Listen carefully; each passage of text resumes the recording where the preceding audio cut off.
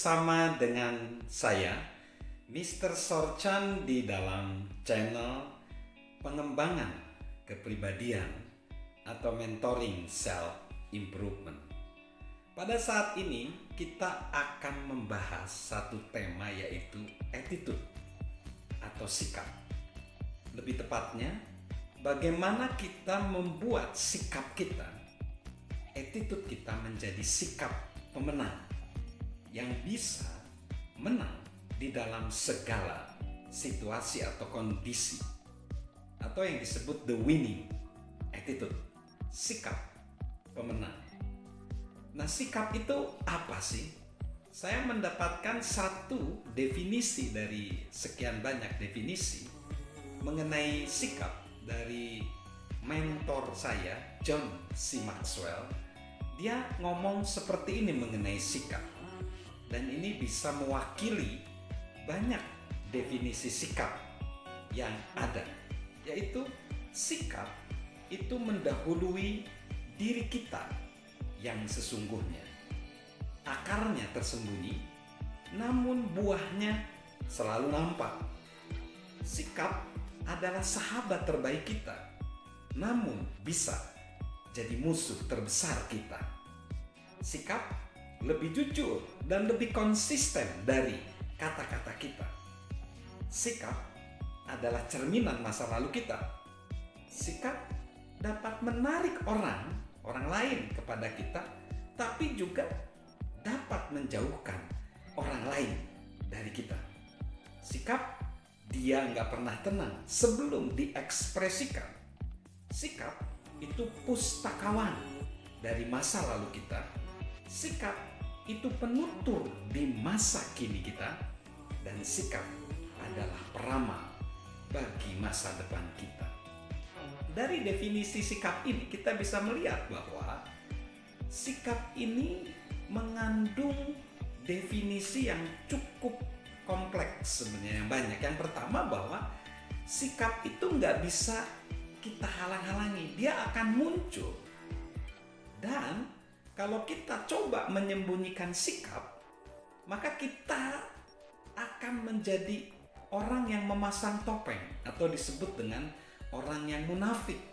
Dan itu biasanya tidak akan berhasil atau tidak akan sukses kehidupan kita, baik secara pribadi, keluarga, pekerjaan, profesi, ataupun kita tidak bisa menjadi manfaat bagi komunitas dan bangsa kita.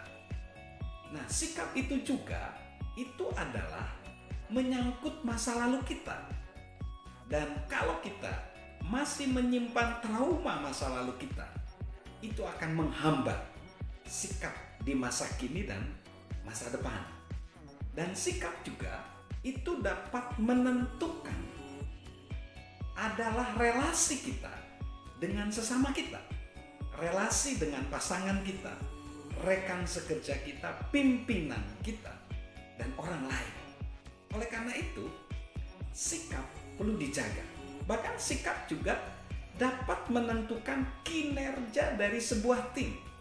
Pernah dicatat ada tim bola basket Amerika yang pria dan wanita memainkan pertandingan bola basket di Olimpiade.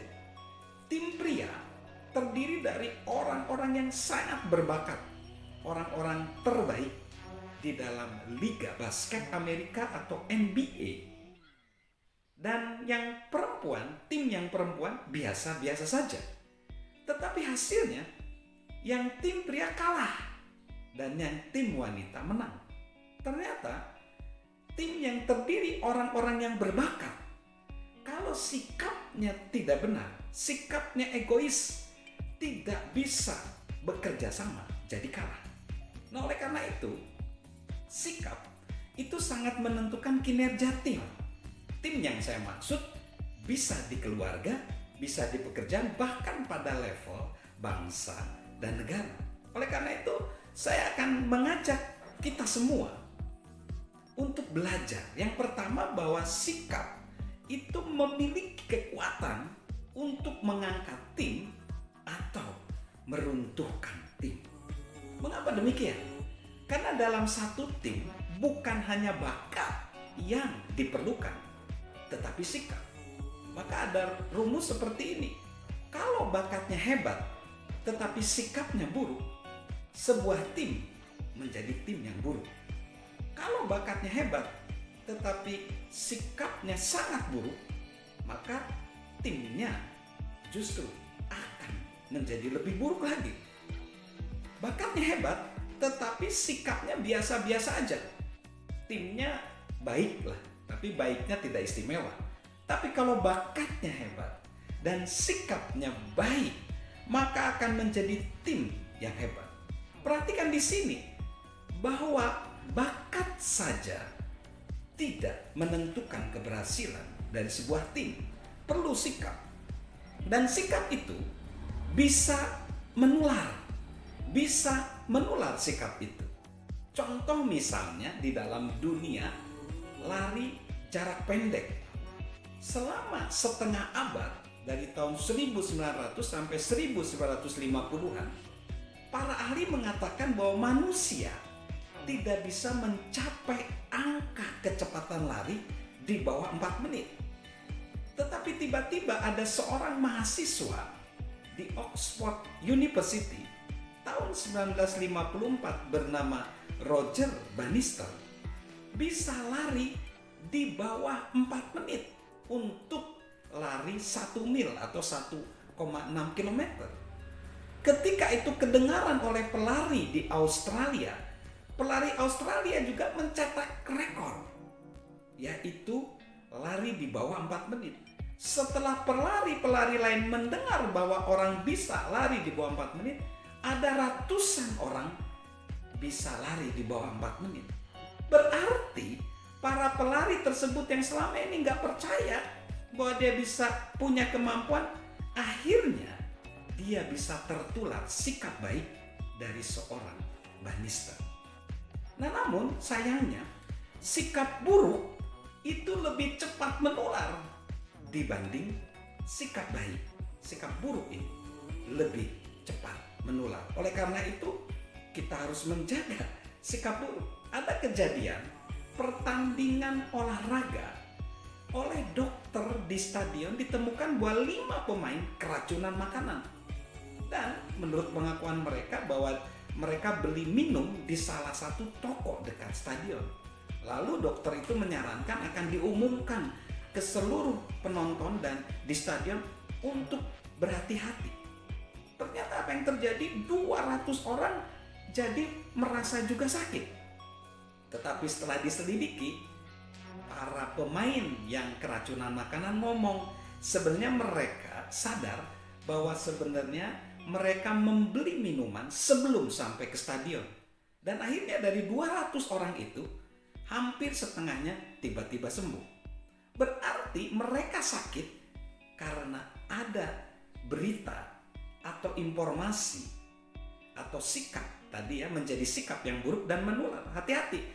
Jadi sikap buruk lebih mudah menular dari sikap yang baik. Lalu dari mana sikap buruk itu muncul? Sikap buruk itu muncul itu banyakkan dari kecemburuan.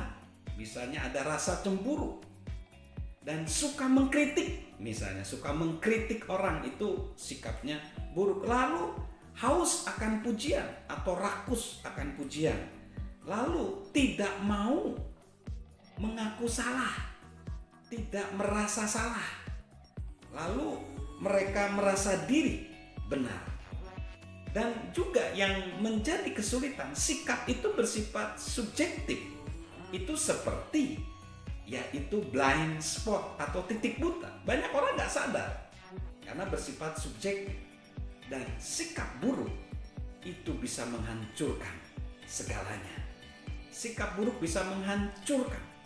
Sikap buruk itu sebenarnya karena egois, tidak mau diberi masukan. Kita iri, cemburu, suka mengkritik, suka menyalahkan. Dan apabila orang punya sikap yang buruk, itu susah ditolong.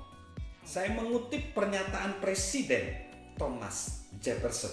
Dia berkata, tak ada yang bisa menghentikan seseorang dengan sikap mental yang baik untuk mencapai tujuannya. Dan tak ada seorang pun di dunia ini yang mampu menolong orang dengan sikap mental yang salah. So, marilah kita punya sikap yang baik dan meraih the winning attitude, sikap pemenang. Salam good attitude, salam winning attitude dari saya, Mr. Soja.